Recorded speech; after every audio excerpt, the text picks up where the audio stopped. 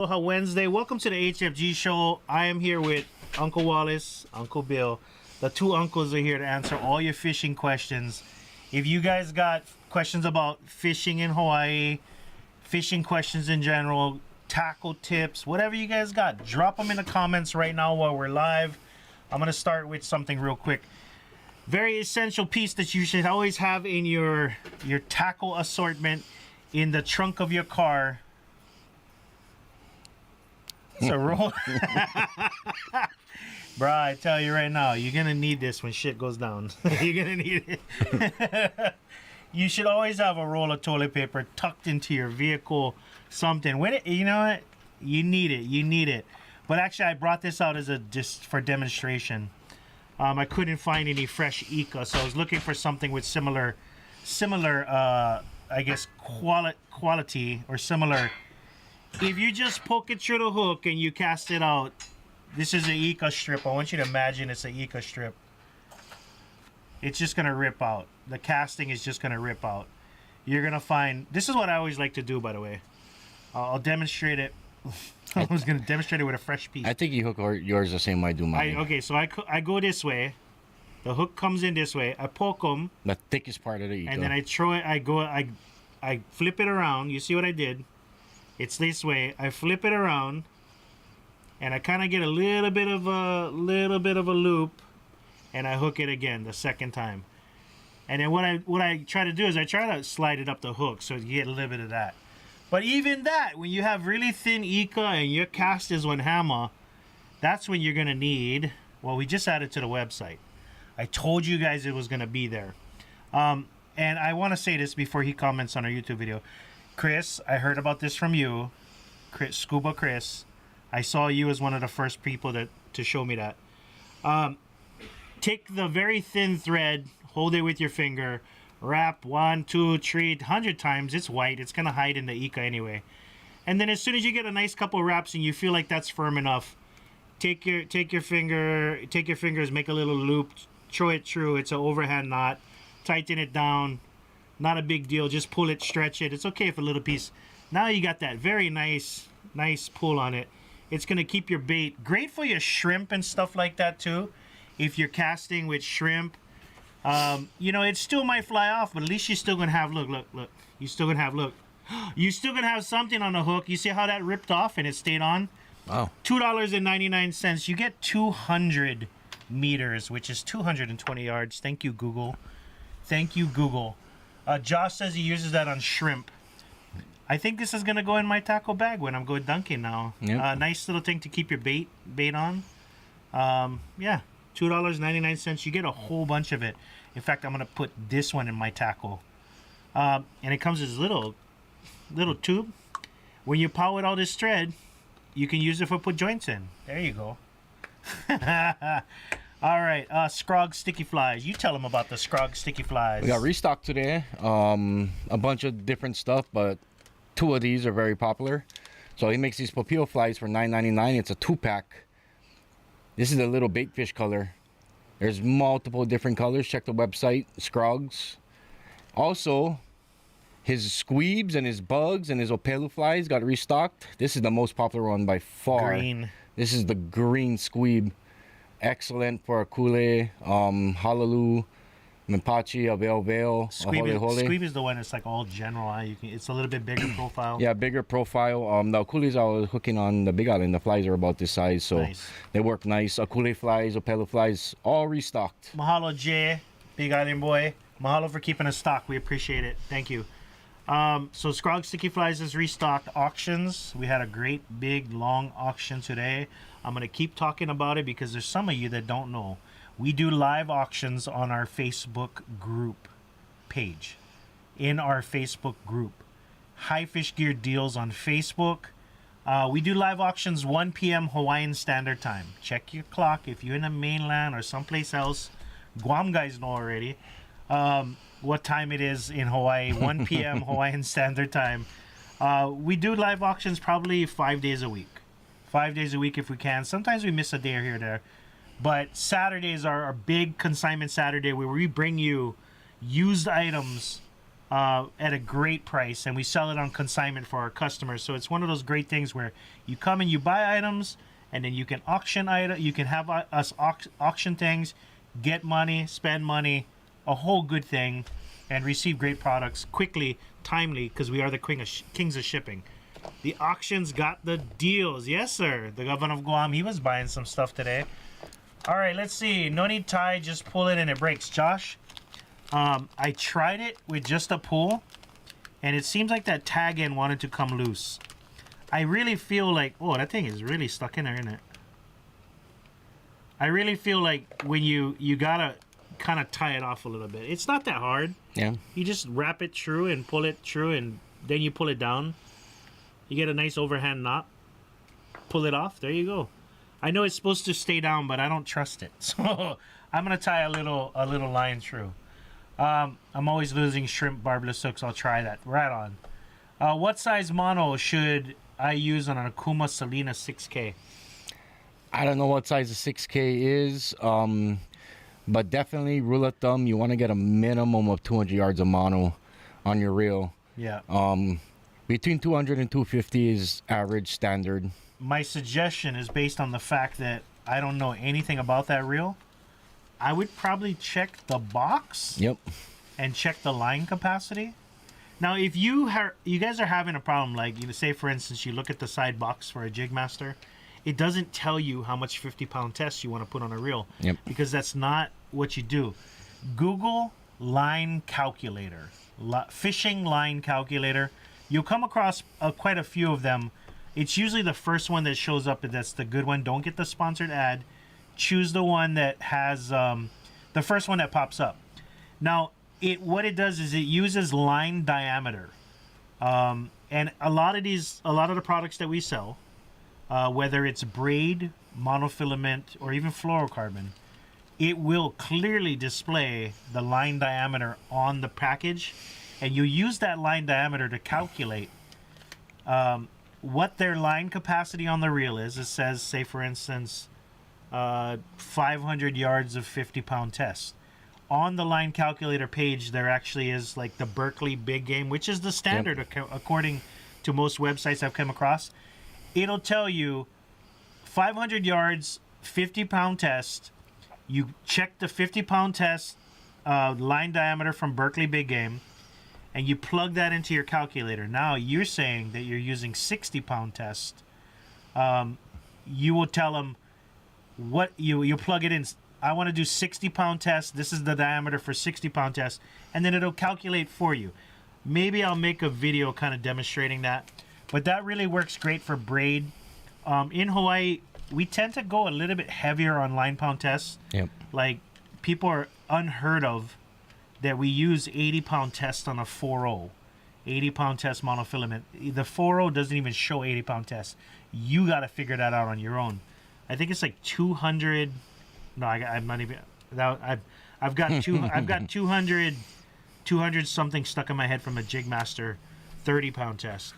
But it's pretty important. Line calculator. Hopefully, I get a chance to maybe demonstrate to you guys how the line calculator works. It took me a little while to figure it out. Make a video, post a link in the description of the video. I think that's pretty much what we're gonna do. Will it thread through the eye if there's room? I wouldn't thread that through an eye, buddy. I would make sure you just have your line secure. It's basically just to take your bait and attach it to your hook nice and well. Let's do it again. If you want to thread it through the eye to help you tie the knot, you could probably do that. Yeah. Because there's always the little groove on the end of the eye. But it's just so thin. It's 0.2 millimeters thin. It's not that great. How did you get that out of the package? I pushed it on too hard, I think. Use the hook to pull it out. Use a screwdriver. Oh, there wow. You go. The hook worked. You were scared I was going to stab myself. Basically, just take the line, hang it down, wrap it around 1,000 times is what it says in a catalog. No, I'm just kidding. And then, brother said you can just rip it off, but I don't know. I don't trust the just ripping it off. It's not a big deal to just tie a little overhand knot, rip it off, let it dangle a little bit. And that, look, I tied a toilet paper fly. And that's on pretty good, bro. It's not gonna catch some huggies. It doesn't want to come off. Catch some huggies. Catch some doodle fish. All right. Hopefully, Arlen, hope that answered your question. If you're on Facebook, send the High Fish Gear page a message. I'll come hit you back up, and I'll ask you. I'll see if I can get that question for you. I'll go look up the specs for the Selena and see if I can help you out. Let's see. When you say Owama season starts and ends, when would you say Owama season starts and ends? Oof. To be perfectly honest, when people start telling me, "Oh, Owama's is in," cause Without giving away too much. not about where, but let's. If you see the uncle standing in the water, at least 3 guys with hand poles, it's a good sign. Yeah, or they might be trying to hook sardines. Yeah. You know what? I've heard things about Owama season starting too late. But then, somebody tells me, oh, Owama season came late this year. I heard people catching Owama throughout the year. Yep. It's just not, they weren't where these people were used to going. Like it's usually when the water warms up a little bit. And that's kind of when Owama season starts. I've heard when you start seeing the flowering blossoming on the mango tree, that's usually a good sign. I mean, I believe that because it's usually the trees start blossoming, but don't think about it too much. Just Ask go and around, look. It's not that hard to drive go around and and look. Yeah. Wherever you've seen Owamas in the past, drop by. Somebody who's going out that side, Take notes. let them know. Ask, hey, check and see if you see anybody fishing for Owama in that spot. All right. Jeep says, aloha, Bill and Wallace. Thanks for your awesome service. Jeep, thank you for your continued support, brother. We appreciate it. And big mahalo for always dropping off cookies. Bruh, you got to stop with that. I'm going to say something real quick. I know that a lot of people, I'm not going to say don't do it. But a lot of people come in, they drop off like lunch and they drop off snacks and stuff. Bruh, majority of us here at the shop, we overweight. Yeah. If you ever watch my YouTube videos, you hear Breathing hard. breathing hard because we overweight. This is not just a suggestion to just the customers, but everybody in general. Holiday season, Christmas time, all sugar. All sugar.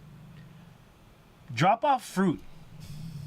Drop off fruit. Bananas. Somebody did that with apples once, but the whole thing was gone. All the apples was all gone. Mangoes. Because, some- mangoes, drop off freaking, even papaya. I like papaya. It doesn't taste always good, but drop off some fruit, bro. If you guys got an avocado tree, hit up Bill. Yeah, Vic, I laughing. Yeah, we eating your cookies, Vic. I was just mopping your cookies, your chamorro cookies.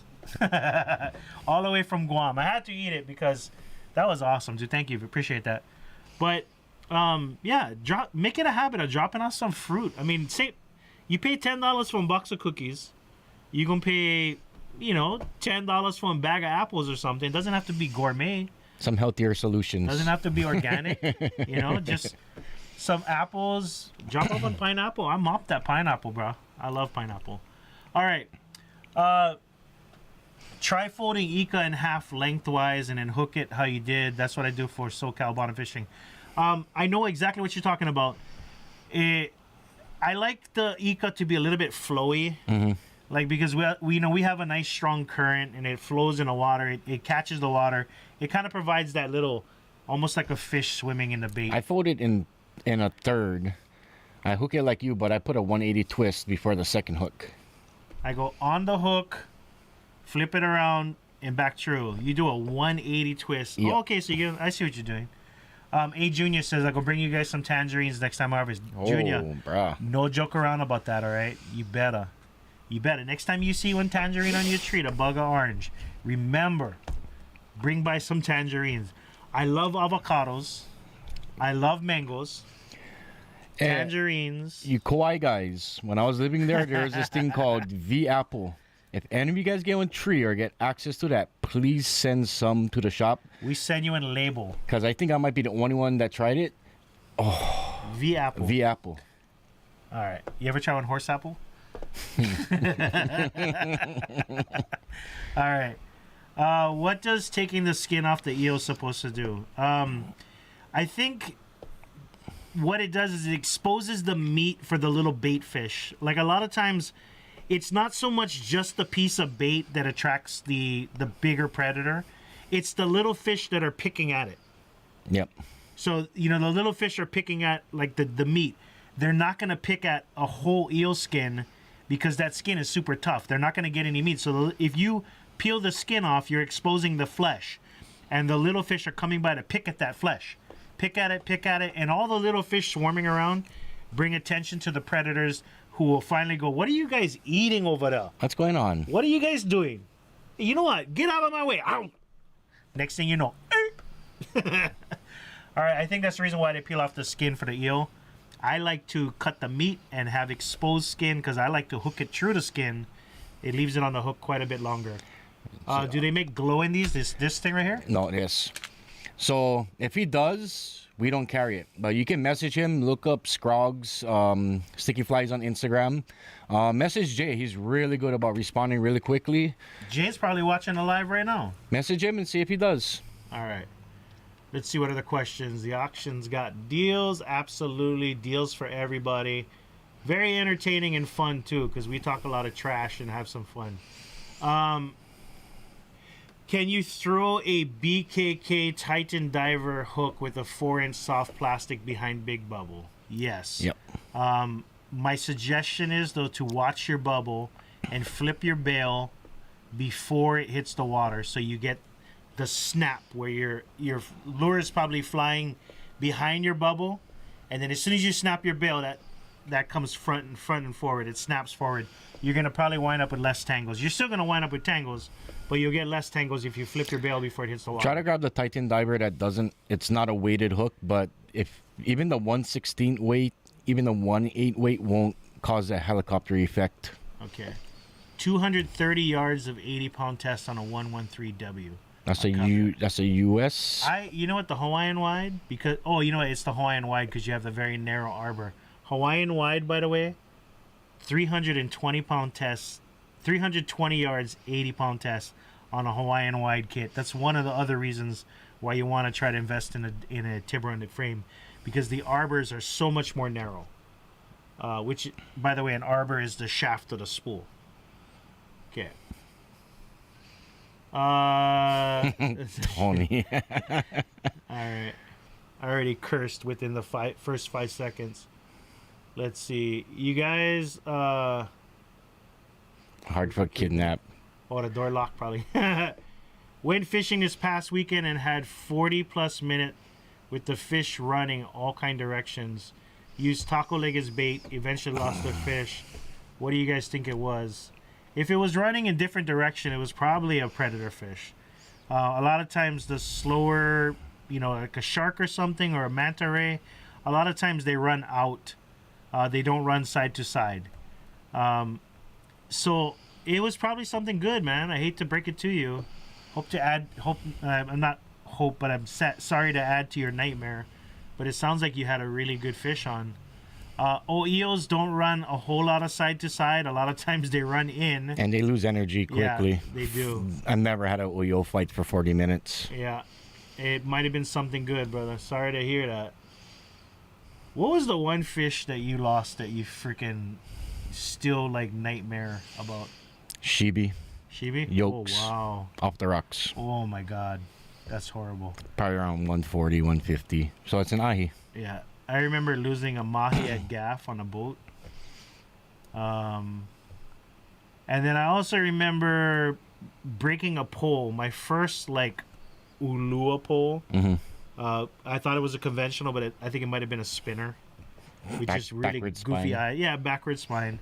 But I came out, and I was already down to the braid. Oof. And I started reeling it in, and the pole was just bent, just like that. I couldn't stop it, but it was just you could just feel that pull.